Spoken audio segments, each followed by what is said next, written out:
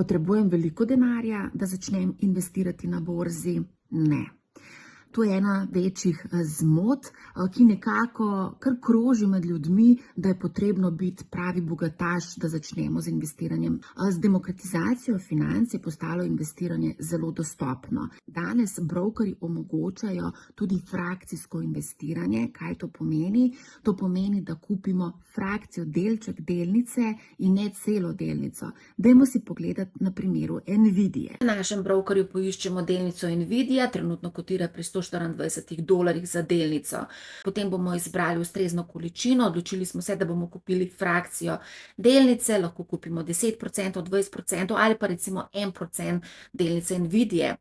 Koliko stane 1% delnice Nvidie? $1,2. Nujno je potrebno pogledati tudi, kolikšen je strošek nakupa delnice oziroma frakcije delnice, in v primeru nakupa 1% Nvidie vidimo, da je strošek nakupa oziroma provizija 1 cent. Skupaj bomo torej odšteli $1,25 za nakup in delnice in vseh stroškov.